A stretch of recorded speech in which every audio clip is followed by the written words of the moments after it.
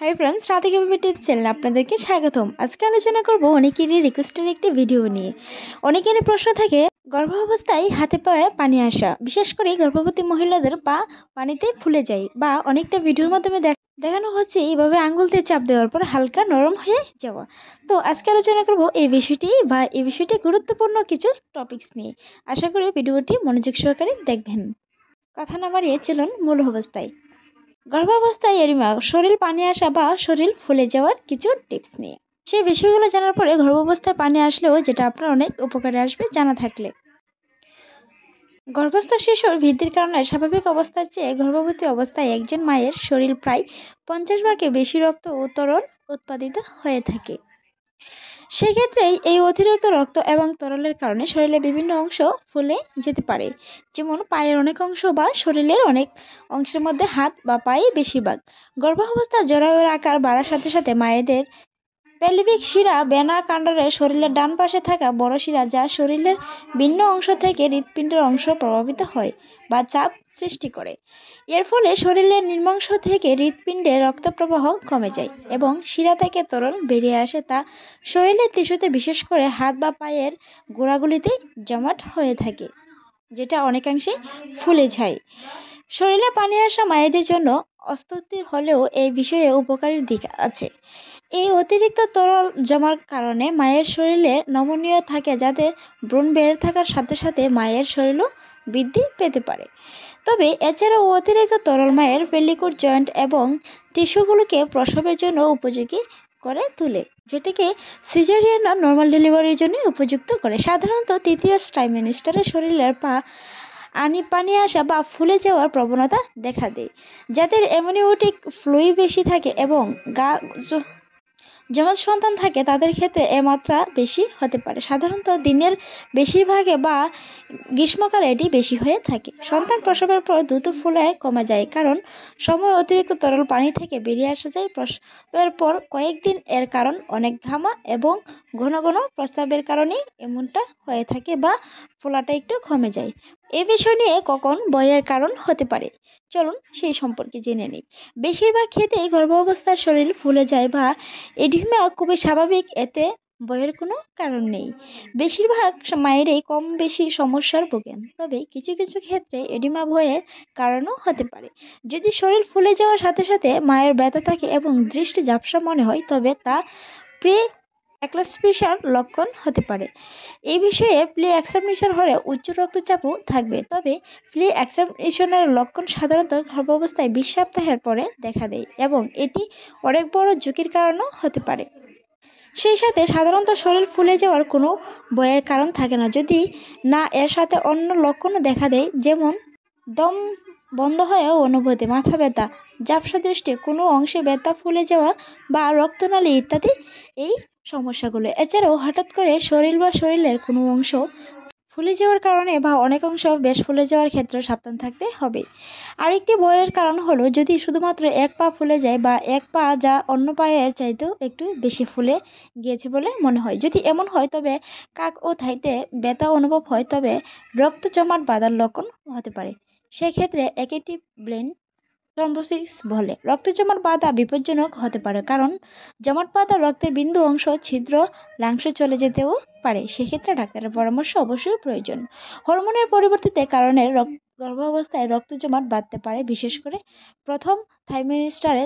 তাই যখনই মনে হবে আপনার এক পা অন্য পায়ে চাইতে বেশি ফোলা লাগছে বা আছে, সেক্ষেত্রে ডাক্তারের পরামর্শ অবশ্যই নিতে হবে। যদি ধূমপানের অভ্যাস থাকে, ওজন বেশি থাকে, সেক্ষেত্রে 35 বা তারও বেশি হয় এবং সমস্যার পারিবারিক ঐতিহাসিক থাকে, তবে রক্ত জমাট বাঁধার ঝুঁকিও বেশি থাকে যদি আপনার পরিবারের সদস্য কিংবা এরকমটা হয়ে থাকে। তাই এ ধরনের কোনো পারিবারিক ঐতিহাসিক থাকলে তা অবশ্যই আপনার ডাক্তারকে জানানো রাখা উচিত। তাছাড়াও যদি মুখ ফুলে যায়, চোখের চারপাশে ফোলা থাকে, হাত পা বা অতিরিক্ত ফুলে যায়, তবে এ বিষয়ে অবশ্যই ডাক্তারের পরামর্শ আপনাকে নিতে হবে। সেটা সাধারণভাবে দেখা যাবে না। গর্ভাবস্থায় ফোলা কমাতে কি কি করা যেতে পারে, আসুন সেই সম্পর্কে কিছু বিষয় নিয়ে। পায়ের উপর ভর দিয়ে বেশিক্ষণ দাঁড়িয়ে না থাকার চেষ্টা অবশ্যই করতে হবে। বেশিক্ষণ দাঁড়িয়ে থাকলে বা পা নিচের দিকে মাটিতে রেখে বসে থাকলে শরীরের রিয়াল উপর থেকে চাপ পড়ে, যার ফলে ফোলা আরও বেড়ে যেতে পারে। তাই বেশিক্ষণ দাঁড়িয়ে না থেকে কিছুক্ষণ পর পর অবশ্যই বিশ্রামের ব্যবস্থা করুন। বসার সময় পা কিছু উপরে তুলে রাখতে পারেন। আরামদায়ক জুতা ব্যবহার করুন। শক্ত বা টাইট জুতা অবশ্যই এড়িয়ে চলুন, কিংবা হিলের জুতা অবশ্যই পরবেন না। বিশ্রাম নেওয়ার সময় পা উপরের দিকে তুলে রাখুন। যখন বিশ্রাম নেবেন বা শুয়ে থাকবেন তখন পায়ের নিচে বালিশ বা উঁচু কিছু রেখে পা উপরের দিকে তুলে রাখতে পারেন। এতে যেমন আপনার রিল্যাক্স হবে, তেমনি এতে শরীরের রক্তের প্রবাহ বাধাগ্রস্ত হবে না। সবচেয়ে ভালো যদি হয় শুয়ে থাকা অবস্থায় পা আপনার হার্টের অবস্থার চাইতে উপরে রাখা যায়, তবে তা ভঙ্গিটি আপনার অন্য আরামদায়কের চাইতেও বেশি হতে পারে।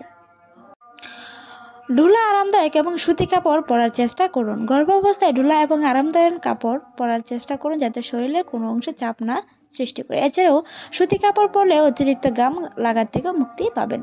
হয়তো অনেক সময় গরমের কারণে অ্যামোনিয়াও বাড়তে পারে। নিয়মিত হাঁটাচলা বা ব্যায়াম করার চেষ্টা অবশ্যই করতে হবে। ব্যায়ামের ফলে রক্ত প্রবাহ স্বাভাবিক থাকে এবং অতিরিক্ত তরল দেহ থেকে বেরিয়ে যায়। তবে কোনো কোনো ব্যায়াম গর্ভাবস্থায় আপনার জন্য উপযোগী সে সম্পর্কে বিশেষজ্ঞদের পরামর্শ অবশ্যই নিতে হবে। নিয়মিত হাঁটাচলা এবং মুভমেন্ট ভালো রাখার অবশ্যই চেষ্টা করুন। আরামদায়ক এবং ঠান্ডা পরিবেশ ঘুমানোর চেষ্টা করুন। আপনার শোয়ার ঘর যাতে ঠান্ডা, আরামদায়ক এবং বাতাস চলাচলের অবস্থা থাকে সেদিকে অবশ্যই খেয়াল রাখতে হবে। বাম কাত ফিরে ঘুমানোর চেষ্টা করুন। এতে শরীরের ডান পাশ থাকা শিরার চাপ কম পড়বে এবং শরীরের নিম্নাংশ থেকে হৃৎপিণ্ড রক্ত প্রবাহ করে। বিছানার চাদর যাতে আরামদায়ক হয় সেদিকেও লক্ষ্য রাখা উচিত। খাবার লবণের পরিমাণ কম রাখুন। অতিরিক্ত লবণ শরীরে পানি ধরে রাখে, তাই খাবারের অতিরিক্ত লবণ পরিহার অবশ্যই করুন।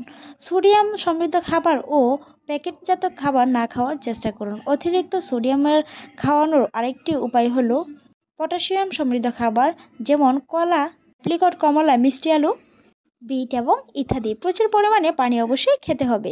একজন গর্ভবতী মা শরীরের অতিরিক্ত পানি কমানোর জন্য ঘন ঘন পানি খাওয়া কিছুটা অদ্ভুত মনে হলেও গর্ভাবস্থায় এটি অনেক উপকারী। এতে আপনি যেমন হাইড্রেট থাকবেন, তেমনি এর ফলে অতিরিক্ত তরল প্রস্রাবের মাধ্যমে শরীর থেকে বেরিয়ে যাবে। তবে চিনি সমৃদ্ধ পানি যেমন সোডা বা জাত মিষ্টি অবশ্যই এড়িয়ে চলতে হবে। অতিরিক্ত গরম বাইরে যাওয়া না চেষ্টা করুন। অতিরিক্ত গরমে যেহেতু এডিএম সম্ভাবনা বেশি থাকে, তাই গরম বাইরে না যাওয়ার চেষ্টা করুন এবং যতটা সম্ভব ঠান্ডা বা আরামদায়ক স্থানে থাকার অবশ্যই দরকার বা চেষ্টা অবশ্যই করবেন। গর্ভাবস্থায় সাঁতার কাটুন বা ফুলে হাঁটার চেষ্টা করুন। পানিতে নেমে সাঁতার কাটার ক্ষেত্রে বেশ উপকারী, কারণ এতে শরীরে রক্ত ও তরল প্রবাহ স্বাভাবিক থাকে। যদি সাঁতার না জানা হয় তাহলে সুইমিং পুলে নেমে পানিতে হাঁটাহাঁটি করতে পারেন, এতেও বেশ উপকার রয়েছে। খাবারের দিকে নজর দিন। গর্ভাবস্থায় স্বাস্থ্যকর এবং সুষম খাদ্য খাওয়ার চেষ্টা অবশ্যই করুন। এতে শরীরের পানি আসার সমস্যা কমে যেতে পারে। সেই ক্ষেত্রে ধূমপানের কারণে এ সমস্যা বাড়তে পারে, তাই ধূমপানের অভ্যাস থাকলে অবশ্যই পরিত্যাগ করুন।